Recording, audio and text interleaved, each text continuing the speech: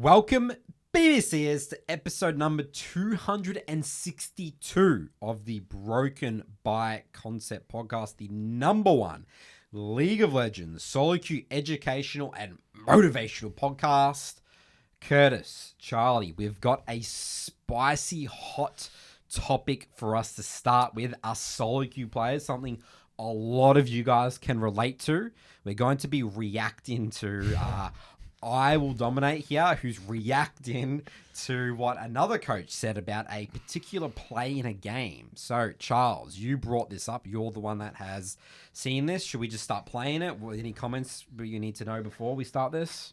Not particularly. As you said, it's a bit of react-section. We're jumping on the news cycle to talk about this one because it's a relevant topic. It's for solo queue, right? It's about this is a solo queue podcast. Yeah. What do solo queue players experience, and how do we deal with these situations? All right, just let it play and we'll pause when we need to. Titled Addressing the Pro Coach Spreading Information. Misinformation. That's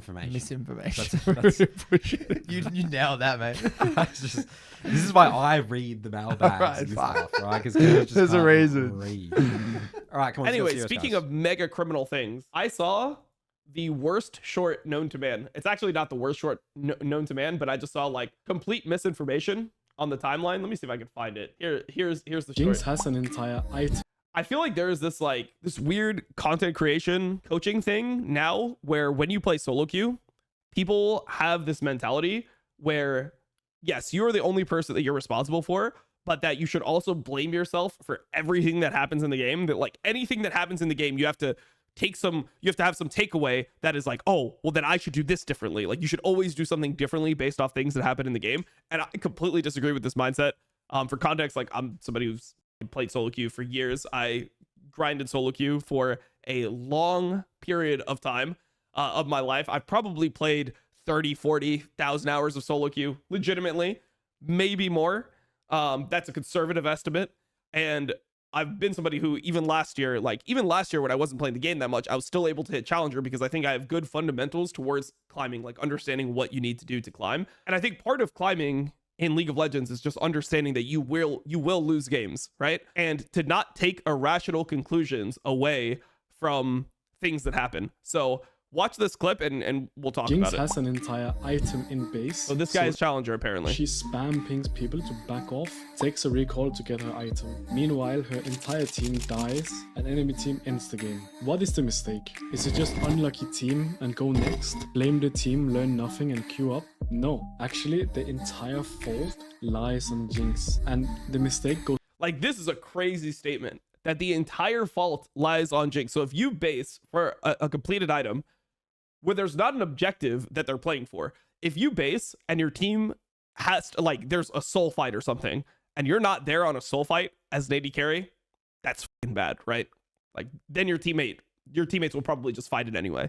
If there's a Baron situation where you're not there, that's something where you could say, oh, this is something that I needed to do differently. I need to base ahead of the objectives.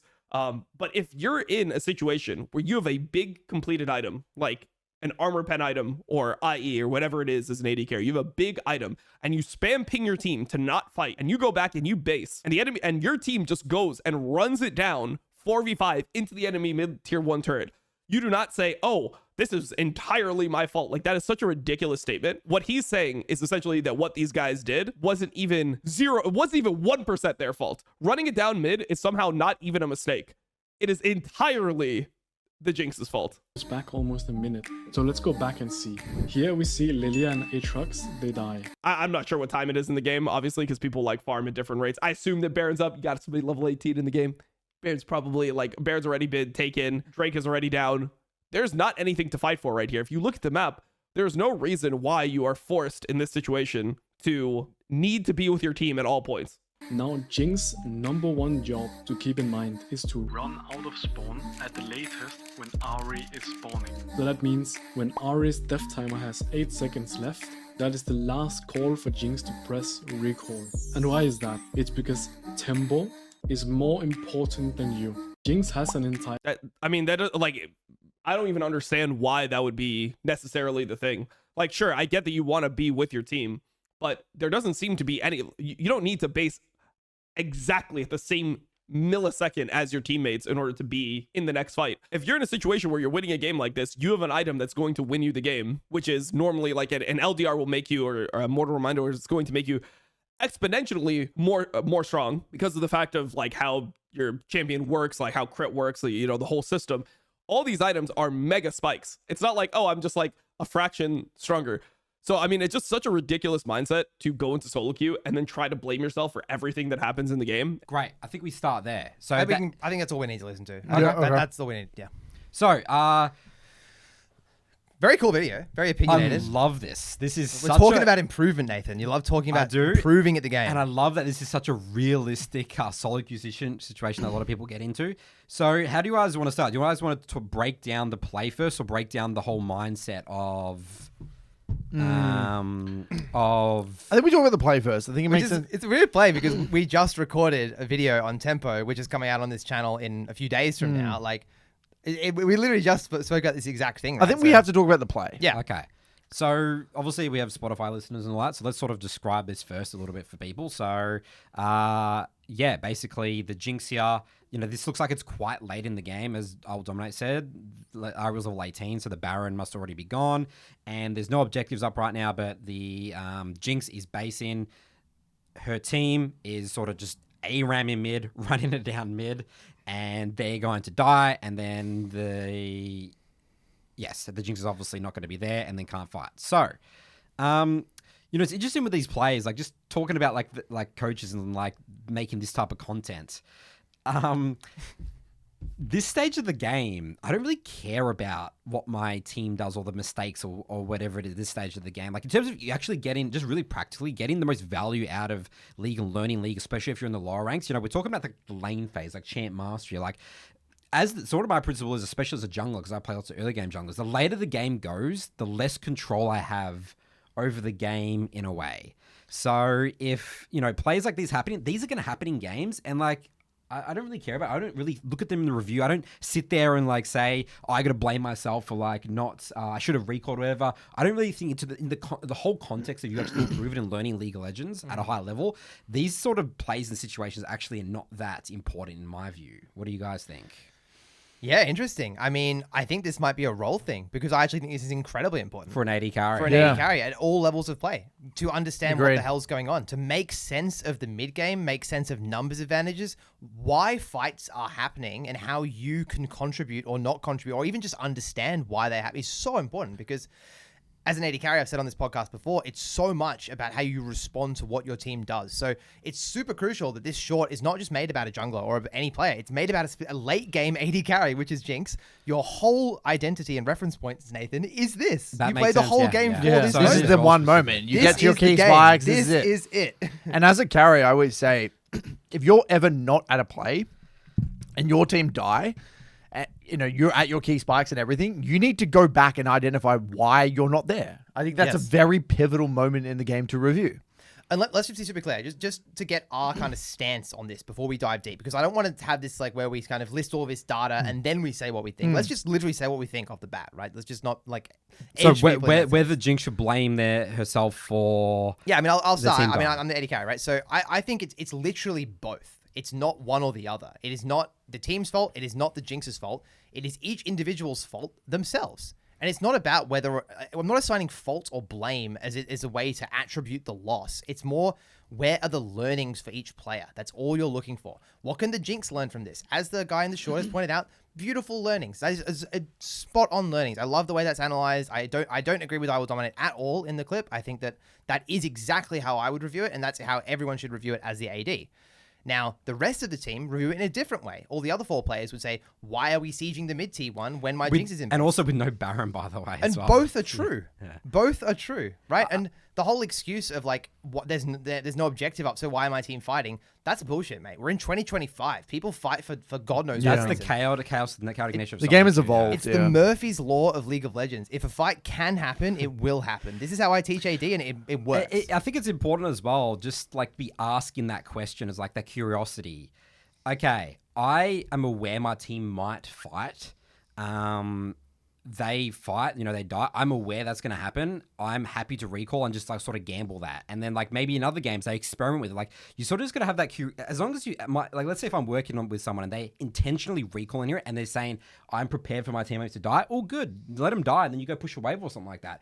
I want to see the question asked. I want to see the curiosity. You talk about this, Curtis, like understanding why a fight breaks out, like levels of threat assessment, how people are posturing. You get a vibe in that game, like if there's been a lot of fights previously in the game, that increases the likelihood that another fight is going to happen. It's all like game specific. Who has flash? Who has engage tools? Like these so are all this things is to where consider. the way I would break this down is kind of different to both of you. The way I would view it is it's very game specific, like you just said. So every game is a very unique situation where there's a unique set of champions, there's a unique set of player tendencies. There's sometimes a feel for the emotional state of the game. Maybe the game is picked up in pace. Maybe someone's consistently gotten caught and engaged. So your job is to basically weigh up all of these variables and make the highest percentage decision. Yeah. Sometimes that means that you can get away with a recall and you know that if you ping back, your team is going to listen and the fight is not going to happen. Other games, you know deep down that, you know what, even if I ping, they're just not gonna listen, right? They're not gonna listen. I have to be here because they're gonna fight, and if they die, we're gonna lose the game. So I don't think it's as neat and tidy as he should have 100% done it or 100% not. And this is where League is nowadays, and this is the chaos. This is why fundamentally solo queue is so hard, because every single play, I always view it on a scale. It's very rare that something is definitively yes or definitively no. It's like, okay, this is highly probable or highly unlikely or somewhere in between. Playing percentages constantly. You're playing It's the percentage, percentages. Yeah. That's Exactly. how I think when I'm playing. It's a percentage of. It's percentages. It's like if I'm and then it's also weighing up my player tendency. What's my interpretation of how I want to win a game? There is another layer on top of that. So like I think, there's an argument for Jinx recalling and there's an argument for Jinx going to base. It really depends. I haven't seen the full game, so I can't give you, the specific in this game what they should have done. But I think this is not. I don't think this is an extreme example. I do think this is something that is quite relevant, specifically to the carry role. Yep. Yeah, I've just seen this 100 times, and I would rather take the accountability and juice the learnings rather than not, Yeah, and so let's go a layer deeper here, right? So obviously this content creator, who made this short is trying to get across the point of taking max accountability, right? it. And there are benefits. It's a slippery slope, right? So there is such a thing as taking too much accountability, Yeah, you right? Too don't- much yeah, responsibility. yeah, there you don't is, want to yeah. be sitting there being like, oh yeah, every single mistake that happened in the game, it's my fault. And you're beating yourself up. You're torturing yourself. It's just Analysis paralysis. Analysis, it's just Yeah. too much, right? It's overkill. You need to find that balance. You need to engage in some common sense there and be like, okay, what did I really influence my team? Like, what are the moments that I really contributed to these mistakes? And what are the moments where, I really didn't really do that much. Maybe I could have pinged, but like at the end of the day, I'm an 80 carry on the other side of the map. That's not my responsibility, You don't want to take too much accountability.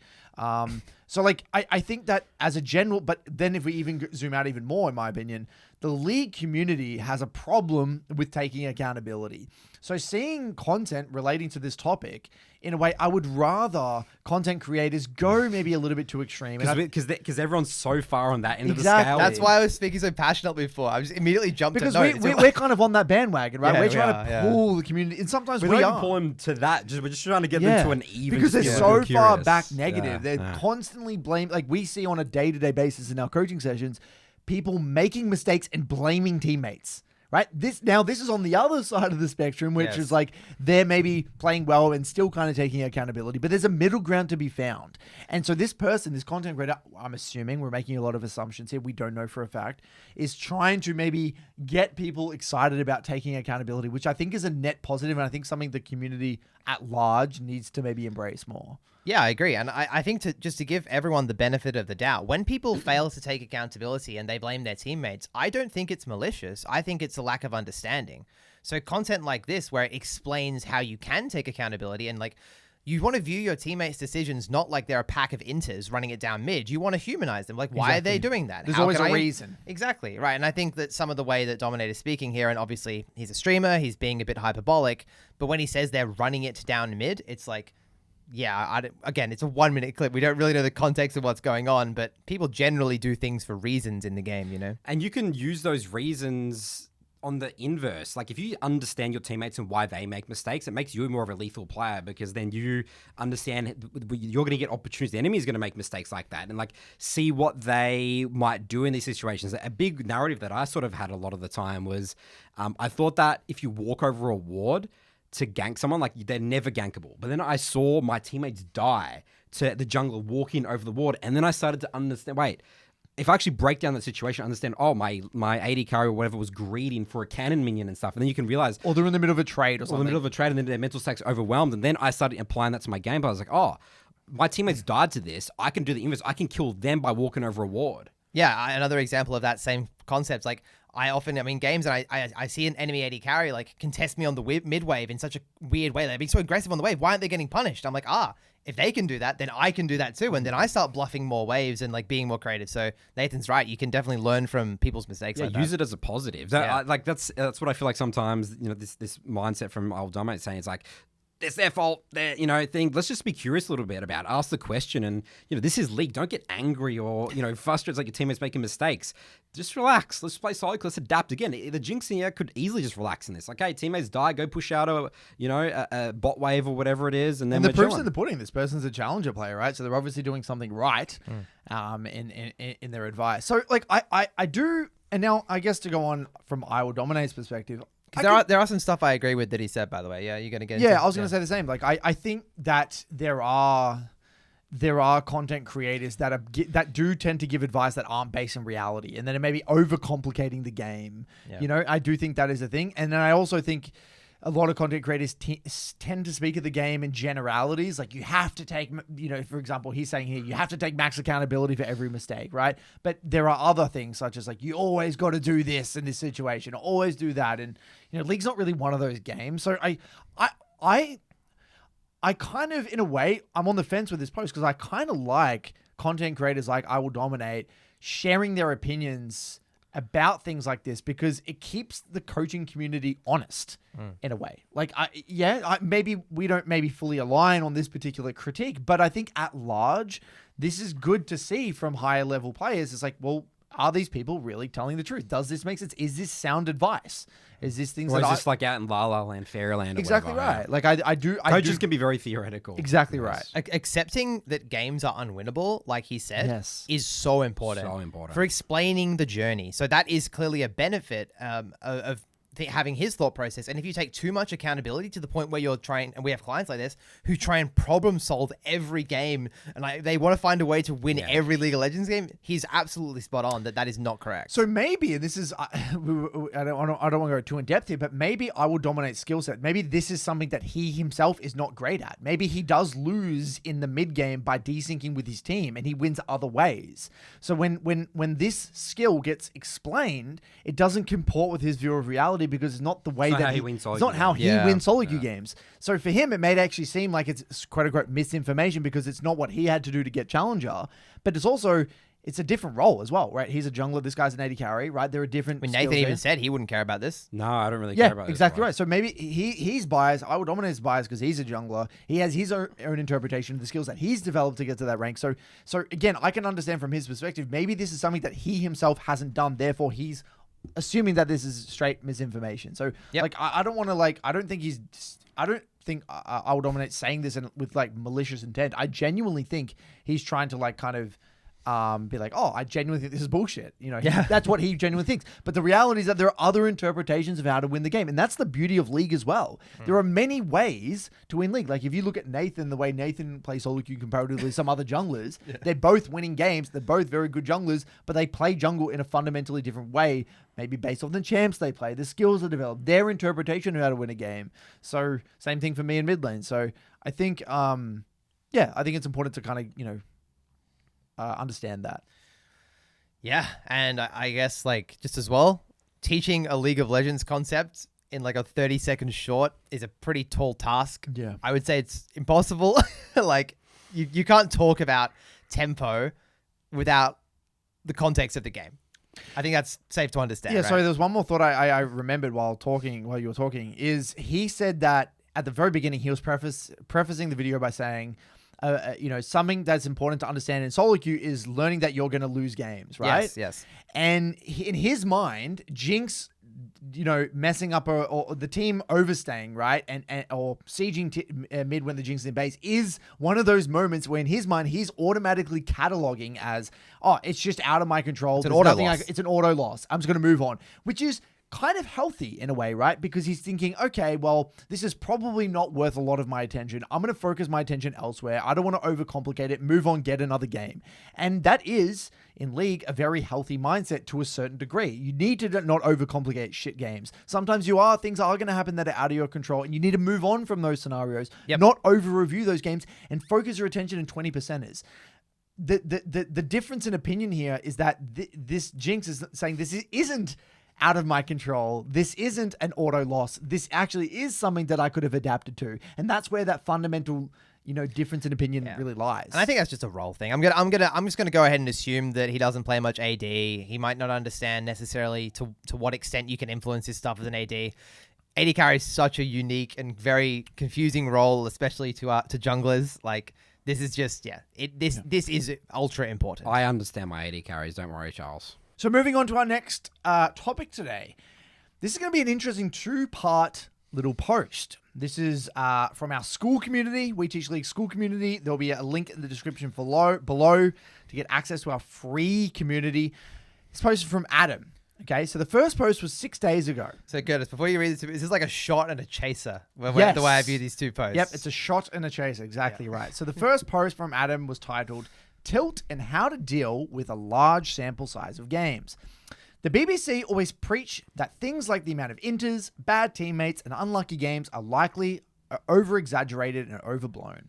The main idea is that over a large sample size of games, it all evens out. Now, if this is the case, how do you deal with this in the short run when you have multiple 3 blocks in a row where there are so many games that feel awful to play? How do you just say it will all come out in the wash? I feel like I've had weeks now where the game after game are just feeling terrible and I get so tilted. How do I find the learnings and not sweat the losses when they feel so awful? Nothing else I do makes me feel as bad as dealing with the frustrations of the game. I've taken breaks from the game. I'm sleeping, eating, working out, so it's not stage 4, but I just can't go a week without getting upset at the game due to it's just feeling so hard to play around all the external factors of teammates. When does it all come out in the wash? I just feel so lost at how to enjoy this game and not just get unreasonably frustrated. I don't know, just really struggling to understand how to be okay. Just play well, lose, and go on. Actually, I really want to highlight this.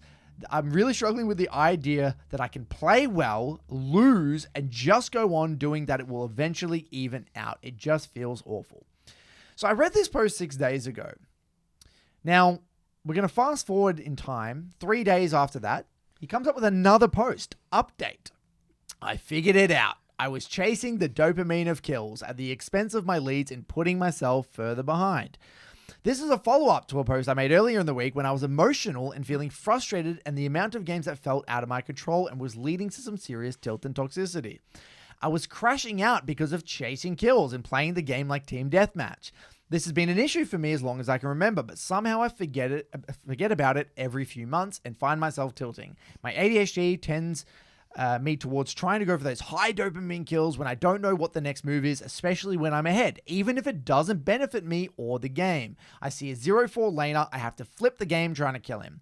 The dissonance was coming from where, even though I'd be 9-3, those three deaths threw my lead, but my brain still thought I was ahead. I would get increasingly frustrated as plays stopped going my way and the game suddenly felt harder for no seemingly reason, and the reason was that my 2k gold lead was now a 200 gold deficit despite my KDA.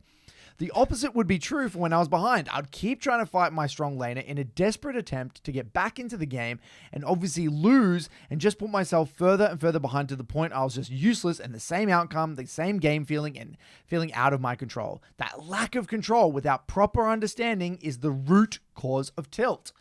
Not being able to explain why I was losing a game where I was 6-1 meant that the only incorrect explanation was that it must be my bad teammates, a type 2 error of statistics. My brain couldn't accept that I was the problem because I had, in quotes, been playing so well so I would just get frustrated at the lack of control I seemed to have over the outcome of the game and blame others. I have since played some of the best League in months with the express understanding with the game does not revolve around kills. My decision making has improved and I'm actually able to express my best self, which is just as good as the dopamine hit as getting kills. I know I'll likely fall into this trap again in the future as I have many times in the years past, but hopefully next time I feel lost and angry, I can return to this post and snap myself out of it. And he's posted here one of his recent little win streaks here as Poppy.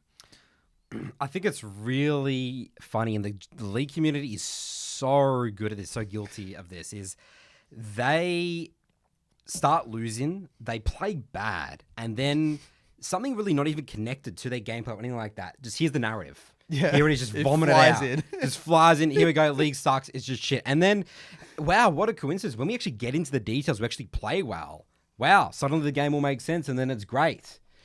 It's so vindicating, isn't it? Reading these posts. Right, I love it. Because we talk about this all the time. There's not as many trolls and inters as you think. The games actually are kind of in your control. You can do all the. We say this thing over and Sample over. size is important. Play more games and it'll be okay. Yeah, play more reps and take max accountability. If you play and get well into over the long details. run, you will improve and And climb. it just rings true. And when someone actually takes that advice and really gets into the details, they will see it. Yep. If you're brutally honest with yourself, you will see it. And what I love about this, like you said, Nathan, it's such a beautiful snapshot of the emotional state at the time. Like you said, they have a few rough blocks. They get so worked up. They can't bring themselves to review and take accountability. So what do? They jump on. They go on either Discord. And just in this case, vomit out They some vomit out. stuff. They vomit out of this Spew system. it out. They haven't taken time to regulate their emotions. Actually, take a step back. Look at your games and see what's going on. It's straight to that. And when you externalize it, and this is kind of why we talk about venting even. Yeah. Because venting prevents you. What it does, it solidifies the narrative before you even have attempted to get into the details. So now, if you've vomited it all out there, my team is the problem, I have no control, yada, yada, yada. When you go into the reviews, it will be even harder for you to find the truth because you've already anchored yourself into thinking that it wasn't your fault. Also, venting, as we've said before, it's kind of like just giving the problem to someone else in a way. And I'm not saying this person's obviously had a massive comeback and really well done for actually coming here and making an update post. That's really awesome. Give us something to talk about as well. But venting is giving someone else your problems, right? It's the opposite of solving it. It's guys, League, the game is so bad. Here you go. What are you going to do about it? Everyone else, And this is why we're so hard in our We Teach League academies. We ban venting, and people are so shocked. It's because everyone hears the thing. It's you got to talk about your problems. You got to vent them out. There's a lot of Discord servers that I've seen, even from improvement communities and stuff. And they have a venting channel. It's just mind-boggling to me, right? Because that's the common advice, and this is proof in the pudding right there that the venting is just hogwash. It's nonsense. Poisons the mind. And okay. Maybe you might be right, but maybe let's say again that Jinx player, right, in that IWillDominate clip. Yep. Says, guys, can you just please wait for me my item? And then that could be a vent thing. But then as long as that player understands, that it doesn't become some weird ass narrative or whatever, then just don't vent about it. That's just the way the game is. Just relax. And I do think this post also lends to some key problems that we see with a lot of players, which is it's not about the plays you make, it's about the plays you don't make. A lot of players, we see that, I mean, at least for me, they get into good positions. They can take good trades. They can fight pretty well. Sometimes they even have really good champ mastery. They know how to deal damage, but they can't. They really struggle to think cerebrally about the game. They really struggle to think about, if I go in right now, is this a high risk or a low? Is this a high risk or low risk type play to go for? That whole mindset of risk versus reward is not something that's kind of natural to the average player. It takes time for them to realize, and it takes time for them to realize that sometimes, you know what, it's actually best not to go for the kill, even if you can take a good trade. It's better to just back off, chill, wait for your team to get back on the map, wait for the next neutral objective, the timing of your play matters so much more a lot of time than the content of the play itself. And you see this, I had a Vlad review this week, right? And Vlad is one of those champions where it's so tied to your summoners. You have to get max value from your flash and your ghost and your R. It's all about bang for buck value in your flash. And he went for this play on a 1 in 4 mid laner before a dragon. I'm well, you burnt your flash ult and everything, yippee.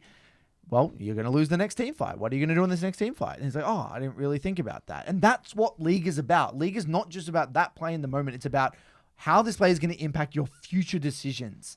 And it's something that's very easily missed because the scoreline will gaslight you. Yeah, this guy was clearly gaslit by the scoreline. He even said in that first post, like one of the last lines, maybe you can pull it back up, Curtis. He said, "I'm playing well." He used those words at the end. That's the clincher. That's the scoreline. Yeah, that's the scoreline gaslighting. People who get kills in games are most of the time the ones that fall prey to this sort of mindset because they're getting kills in the early game, they're getting fed, but their inability to translate their lead, and we talk about transition periods, like actually translating the lead, not throwing the lead, changing how you play when you're ahead, like that's what people really, really suck at. I had an Elise OTP diamond from EU West. And in his little introduce himself player, as he joined the academy, he said, OTP, like, I feel like I get fed or ahead and I can't close out games. And I literally responded and said, I'm so excited to our first review because I know exactly what it is. Again, going for the kills, going for the long back kills. Literally, next day, props to him, came to a coaching session. We looked at his VOD literally this morning. Mind blown. And he literally looks at his gameplay. It's like, wow, I'm not playing around any minion waves. I'm chasing kills. I'm not like playing around my sidelines. I'm not telling my Lissandra to go push a side lane and then we can maybe get the pick and kill on Rise. Instead, I'm just going to run mid and just team fight, just ARAM. And he was like, I think he was like 16 and something like some crazy thing. 16 and 10. We didn't even get to that point. We were 16. Yeah, kills. it's never deep in the mid game. No. The part I always look at, it's always like, okay, from AD carry perspective, it's like you've won lane, you've swapped mid. Okay, what do you do in the next 2 to 3 minutes? Like the first thing you do. That's It's like that 10 to 20 minute mark. Yeah. It's not when you get like 8 kills, 20 minutes plus. Because Curtis is right. If you blow a flash on a shitty play at that time in the game, you rock up to Dragon number 2 or 3 without your sums. Changes the game. The whole game is different. So we've got another little quick post here. Nothing major, but we do love Azapp on the podcast. Shout out Azapp. And Azapp recently did a bit of an 80 carry climb. And I thought this would be cool to bring up, Charles, based as a contrast to the Dante's episode. Yeah, we did a case study on Dantes. It'll be on the screen now. Talking about his 80 carry failed misadventure. And so I'm just going to read out this little post here from Azapp from his little journey. Got to master on my marksman only account today, and it took about 2 weeks from scratch and 129 games, 88 wins, 41 losses with a 68% win rate. Could have been both better and faster, but I decided to limit myself in a lot of ways. Every game was played on stream, no delay, no mini-map cover, no dodge, and I only played 80 carry champions even when field top, jungle, and mid. I have tried basically every 80 carry champ as I wanted to experience as much as possible, did a lot of goofy mistakes on first time Aphelios, Callista, Nyla, etc. This has been an enlightening and insanely fun. Tackling new problems and figuring out how to carry from 80 carry marksman perspective. I still maintain that for 99.5 percentile and below, discipline is the number one skill to have as an 80 carry. Number one key to success. That is a quote from Nightcrawler, the movie. That is our Communication is the number key to success. Yes. The movie quote of the day. That's the movie quote of the day for the BBC podcast. Take only good fights, avoid getting baited by nonsense, have a clear goal in mind, aim for spikes, and over-communicate, but not in a condescending way. This arc was some of the most fun I've had on my stream, and I can tell people also enjoyed it. The viewership and subs skyrocketed. In 3 days, I'll be going on vacation, yada, yada, yada. Plus 80 carry roll to... He's going to try and push 80 carry to Challenger. Then he kind of went into some tier lists, which we won't cover here. But I love this because it's such a night and day difference, isn't it? Dude, he's a beast. I'm so happy when people don't shit on my lovely role and they treat it with the respect it deserves and just so positive. He used the word fun multiple times in that post, and that's what I live and breathe and see every day in our members in Botlane Academy. People are enjoying the role. People are having fun. We're improving. And we're viewing it as like a challenge, which I think is actually what he did. He didn't view this as like a holiday or he's going to go out and prove someone wrong. It's like, I'm challenging myself to do this. He's even like put crutches on himself by making him play a bunch of other champions. Like, yeah, I mean, this is just what a positive relationship with the game looks like. He's like ultimate clarity about what he's doing. Just, yeah, we're very lucky to have Azapp. And Azapp is a player that, you watch his stream, he does take account, but he's curious about the game. He's, he doesn't flame his teammates and blame his teammates to the extent that, Dante's was doing. Just more of a thoughtful player. Yeah, more of a thoughtful player. And, a big part of that, the summary of the Dante's episode is like, our point was, you can't have an opinion on the role when you're not even really trying at all and you're playing that abysmally. That goes to the Skool post, right? Like, why is that Poppy player vomiting out this stuff about the game when let's look at the game? We're just chasing kills. We're not even playing League of Legends. And I love these little takes here. Take only good fights. Avoid getting baited. Have a clear goal in mind. Aim for spikes. Over communicate. Like these are these are just really good tried and true things. And I love this discipline. Discipline as an AD carry. That's what Dante's was lacking. He disciplined with his wave management. Discipline with timing his trades. Discipline with not waiting for his support to get back in the lane or not playing on the weak side. It's all discipline at the end of the day. And that's what AD carry really is all about. And if you are a disciplined player, the role can be incredibly impactful. Also, just want to caveat the whole thing by saying, obviously, Azapp is a challenger player. He's very good at mechanics. He can obviously click the mouse and keyboard very well. So he's obviously got this result because he's good at the game League of Legends as well. So I would find it very hard to believe that a lot of people would be able to get this result. For sure. Yeah, but again, what the state of the AD carry community is, they're literally saying this is impossible. Yeah, exactly. Even for a challenger player. Exactly right. Yeah, People say the role is broken. We're talking about 88 wins, 41 and only 80 carries. 68% win rate. Charlie, you should put up on when on the podcast. You should have the champions that he played because I don't have that here. Yep. But really, really awesome. Really refreshing. Mm-hmm. All right, good work, guys. Mailbag time. Away we go. Welcome back for Nathan's Mailbag. Jingle, jingle, jingle song. Alrighty, our first question here comes from Deagan. The title of this email is How to Stop Being a Team Player / Mentality Question. Hey guys, I quit League around 3 years ago. I was a support main and I started playing ADC, MF, Misfortune, BF plus IE build. My main reason was that I felt like the game had changed so much that what I did as Leona main wasn't working and I needed a change / fresh start. I found myself dying a lot following team pings and sacrificing myself if someone got caught. Recently, I listened to an episode of the podcast. The one was about the worst league take ever, where we reacted to a Score Esports, I think it was last year or whatever it was. Yep. Where you guys say that team players are the most toxic people because they have really high expectations of their teammates. I feel like this describes me 100%, but also adding in that I don't have the knowledge or confidence to figure out if the play is bad at that moment. I've been having a lot of fun playing MF, but now I'm wondering if this is a band-aid to a more fundamental problem. When I play MF, I can just farm to the mid game, play safe, push out mid, and wait for a team fight where I just ult and win because the enemy doesn't punish me. Big fan, Deagan. So to clarify, I think this is my statement about team players. You hate team players. And okay, I can caveat this with saying I win the game, by the way. That's how I play. You guys were talking about the way I win games. Team player. Nathan is the best team player on the server. I'm the best team player, but I don't view myself as a team player. I view myself as just playing the best League of Legends Role possible. player. I'm a role player. I'm playing selfishly for myself, but I'm utilizing my teammates as tools to win the game. That's how I view the game. So, I think I'm saying that comment when that's the only way I win games. Charles looks at my my damage after games. I do. And he's shocked. He's like, I'm always the lowest damage on my team. But again, I'm not viewing myself as I'd never say Me and Nathan played a player. 35-minute game this week. I think I dealt 44k damage, and Nathan dealt 12k. Yeah. As Volibear with Cosmic Drive, damage Volibear. Yeah. So to clarify, outed him completely. So to again clarify this comment about team players, I personally find the most toxic people. So he did say that one of the reasons was because they have really high expectations of their teammates. But it's more the fact of that the whole saying that you hear of help yourself before you can help others. They're just so weak in the game and they have no experience. This is what they say, Nathan. They say, I ganked top 3 times. I got you fed. Why aren't you winning me the game?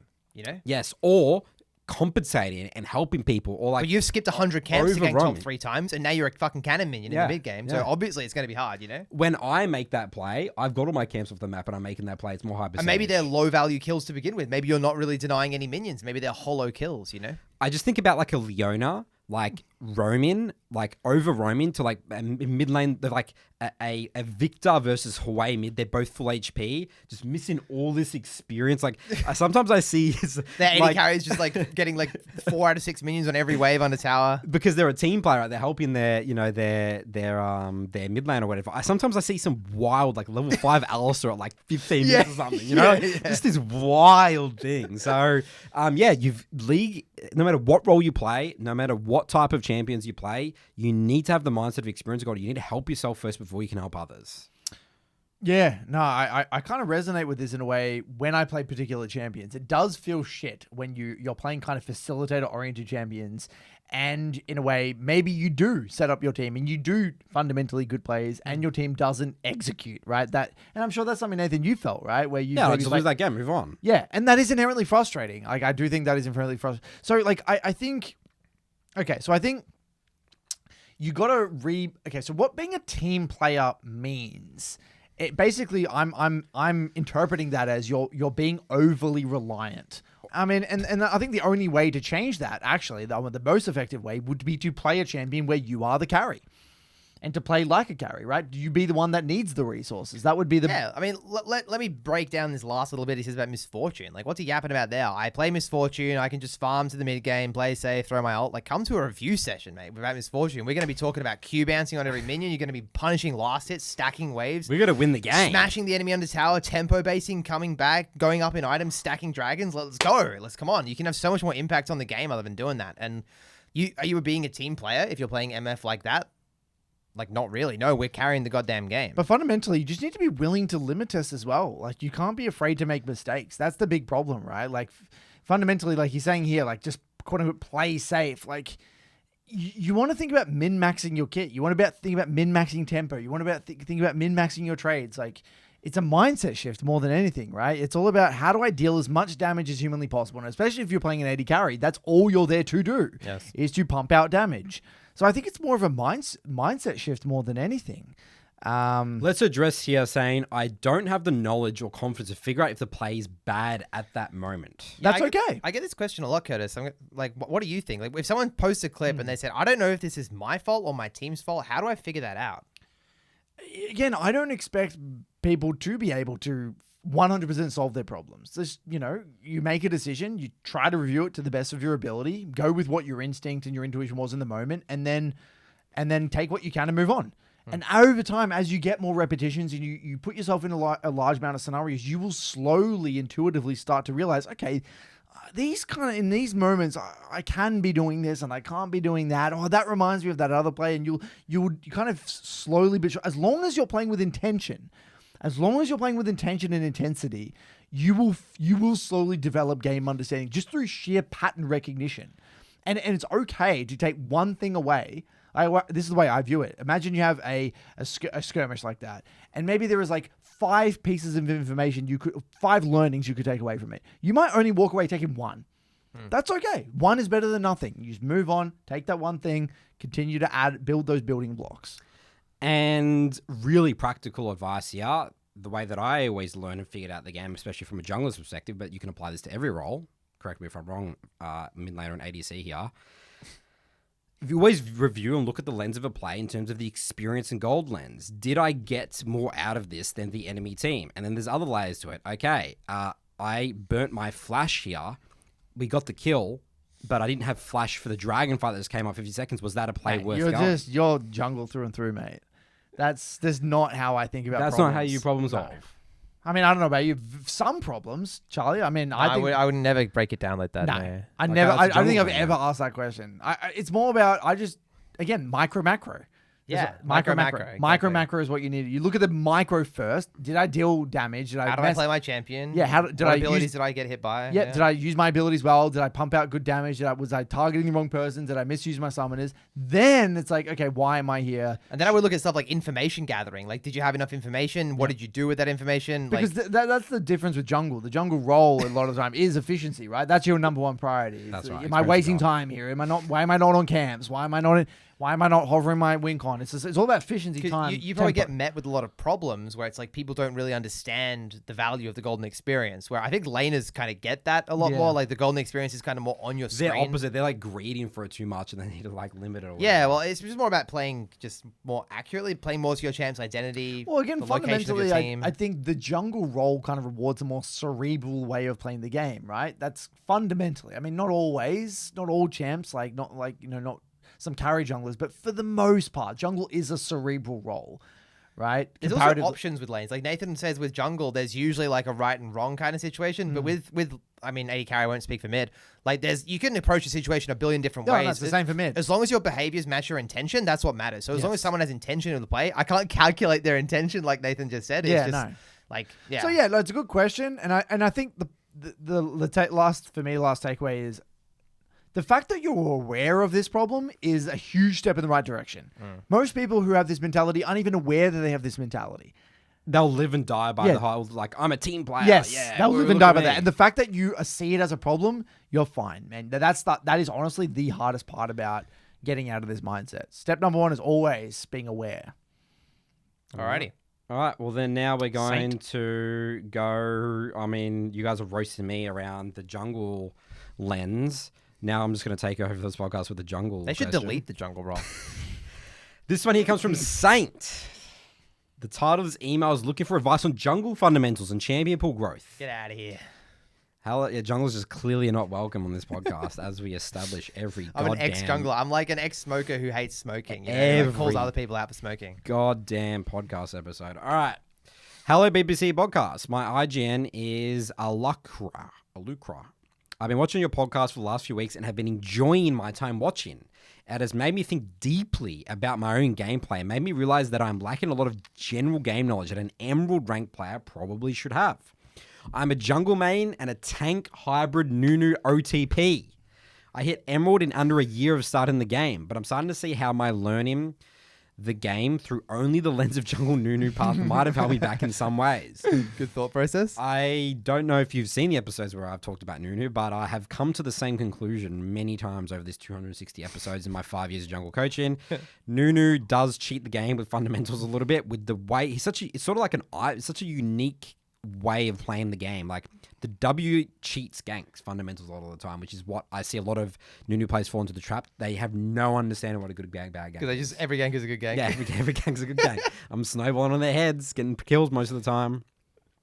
And also as well, by the way you fight as well, like the way you fight, you fish for W's in the big lane. You like, it's just so, you have no engaged, like if you miss a W, you need to run back and charge up another W. What You're not- champion fights like It's that? really You're weird. not playing League, dude. Nah, This it's a is mini playing game. mini Yeah, it's a literal mini game. It's a mini game. You're going, it's like one of those fishing things. It's like, okay, I snowball down mid. I didn't get picked. Okay, I need to like literally run past my team, run past my AD carry, charge up a W, go for another one and another the one. game. That's the game.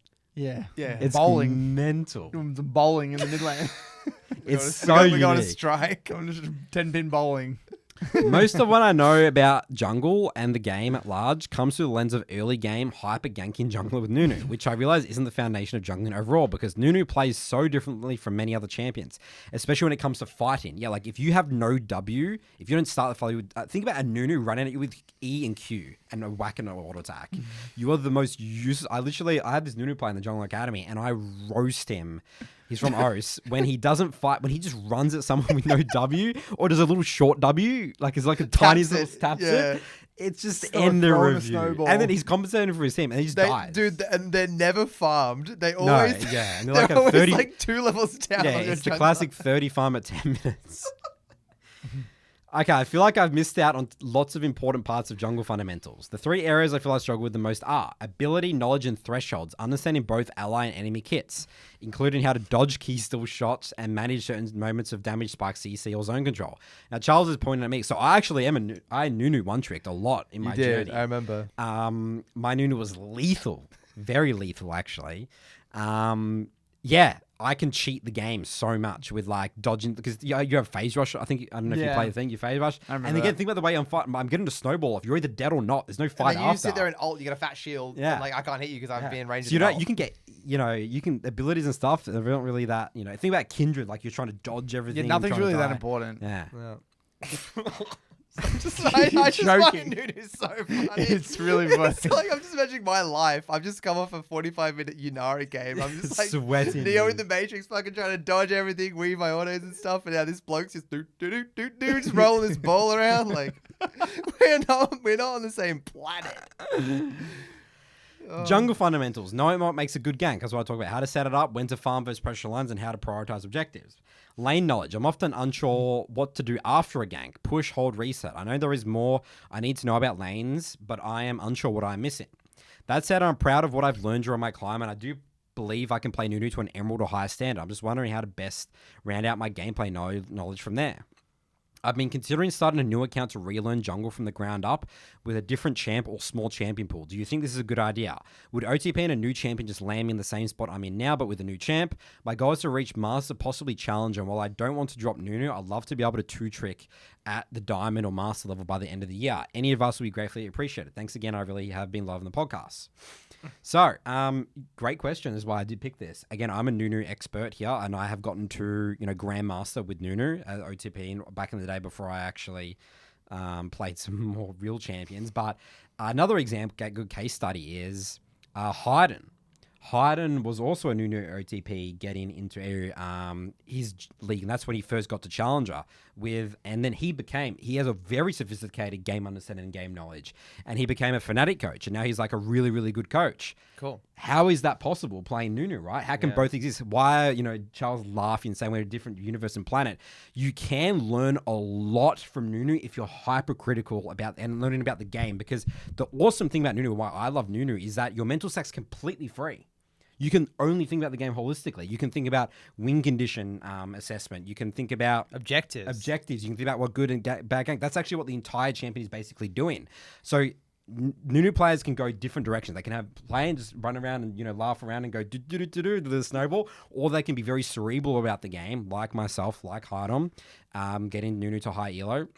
Dude, the rank, I don't know exact rank, maybe I'll put this on the screen, but the rank 3 player. Oh, there's an NA player. In NA. Pentalus, who's always, is he's like 1800 LP or something on the NA server, Nunu player. Yeah, Nunu so player. So it is possible. I'm obviously being very hyperbolic, and I'm disrespecting the Nunu players. Obviously, there's definitely a lot of skills you've learned. But yeah, like Nathan just said, it is possible. Yeah. And you're going to learn a lot. Yeah, you can learn a lot. You just need to be hypercritical and viewing the game that lens and understanding you have a free mental stack so we can play But it's not intuitive, though. That's the thing. Yeah, it's just hard, not intuitive. Yeah. You have to be a certain type of person or player. It's like people say this when it's like with mid lane, they want to play. It's like Malzahar, It's like, okay, well, it's just not intuitive to take the champion, like to push your limits on that champion. Yeah. Like you can kind of really do it, but it's not intuitive. It's not obvious. Like if you were to make mistakes on Malzahar, you're not going to get as punished as you would if making a mistake on Victor. That's just the reality. And you learn, you have to kind of force and squeeze out all these learnings with Malzahar rather than they're just going to kind of come your way naturally on other champions. So it's like, because you get punished for mistakes like really heavily. It's more obvious. It's like why make your not learning journey that hard? Exactly. Why That's the question. Like if this guy's goal, he said he wants to get Master, possibly Challenger. In my opinion, it's a no fucking brainer. To learn other champs. Yeah, it's a no-brainer, okay. I think, in my opinion. It's like, you can do this, but I think you should 100% learn another champion, completely put Nunu in the trash can for a while. Not even play Nunu at all. No, I would actually go full, that's what my personal recommendation would be, go full, cold turkey on Nunu for like the next 2 months. Bloody hell. Learn a completely new champion, a completely new lens, and then if you want to play Nunu 2 months later, do it. Come back to Nunu, but I don't think... I mean, personally, like, I think what's going to happen if he dabbles in the gap between his Nunu and any other champion is going to be astronomical. So you're saying he's going to go down really... Yeah. And so he what will even happen... admitted it. He said he doesn't know what good ganks are. He doesn't know what to do after ganks. He hasn't had his fundamentals. Yeah, so what will happen, right, is that he's just going to come back. He's just going to naturally want to go back to Nunu. So he's never going to leave Nunu. So if you want to actually leave Nunu... right. So he can't have like a fling with another champ. No, I don't think it will work. Yeah, I can't do that. Right. You got to fully let go. You got to fully let go. Now, if you're happy to be in like a Nunu OTP, because think about it, no challenger level junglers casually play Nunu. Think about it. If you think about all the best Nunu players, the Nunus that are in like Master Plus, OTP. they're all OTPs. It's like that Kesha guys. What is that, Kesha? Skewmond does play Nunu a little bit. But that's like the exception that proves the rule, maybe. There's basically for the most part, all OTP. You are right. Nunu is an OTP It's champion. an That OTP is true. champ. It's like, sure, you can. It's like people say, like Yasuo shit. It's like, oh, I don't want to play Yasuo in a pool. And it's like, okay, show me how many people play Yasuo in a pool. Not many. Very Pros. Some, maybe some pros. Yeah. Dude, And this that's email's many- got me excited. I'm gonna start playing some Nunu in my games. that's my it's gonna be point. my Nathan, champ you pool. play every champion like it's Nunu, though. That's the thing. That's true. Yeah. Nunu- But no, but It's you've already developed those skills. Yeah, I Nathan. know, I Like, know, it'd be more, it's fine for you to go back to that. So you know, champ. okay. So what Nathan's describing with he views Nunu, you're using Nunu as a vessel Yes. to play jungle. Yes. You're not playing Nunu. You're not playing Nunu. actually playing the jungle role because Nunu frees you up to do that without Yes. having to think about clicking the buttons. But if you're actually playing Nunu, which a lot of people do, even full AP Nunu, you're in the Nunu trenches, mate. That's where you're on like Jupiter, right? That doesn't make any sense. But if you're viewing him as a vessel for jungle, maybe it can be more healthy. But as Curtis said, It's hard. why do that? Why Why do not that? just play a jungler? you So know? yeah, it's a tough question. I mean, I think it really depends on your motivations. How important is Nunu to you? If Nunu's really important to you, then send it and do what Nathan's talking about. If Nunu's not that important to you, drop it and learn other champions. What would you tell him to do, Nathan? Have you given him advice directly? Yeah, I agree 100% with Curtis there. We're going Yep. two different routes. We're going to be the proper Nunu jungler is going to be very critical and think about Nunu as a good vessel to have a free mental stack and win the game with, or we're just going to learn League properly through the lens of other champions. And as you said, Charles, is that you think you asked the question, why make the journey that hard for yourself? Just play other champions that you're going to be very clearly understand, what a good and a bad gank and stuff is. You just need to pick the path. I think either, I don't know how much you love Nunu, and I don't know how much you love League of Legends, like the jungle role itself, Like, I love the jungle role. I'm not really connected to champions in a way. Yeah, but you are connected to a style as well, so you can relate to this guy a little bit, I assume. Yeah, like, I guess. I would love this guy if go experiment what it feels like to go deal some damage. Pop a couple of full, think that's pop a couple of full important. clears, do some Yeah. invades, go carry some skirmishes through dealing DPS. Like, there's so many other avenues to enjoy the game through. If you've played Nunu for this long, even if you come back to Nunu in the first place, let's just go find out what you like. Love it. All right, that wraps up our episode today. Good work, guys. Keep on 3-block process. Communication is the number one key to success. Thank you, Nightcrawler. Quote, Lou Bloom. Lou Bloom. Lou Bloom. Shout out to Lou Bloom. What's the company called? Um, Entertainment News or something? No, Video Production News. Something like that, yeah. I'm pretty sure it's Video Okay, Production video News. production news. VPN. Is it? No, I don't think it is. I don't think it is. VPN. Yeah, all right, I'm going to look it up straight after this episode. Good work, guys. We'll see you on our next episode.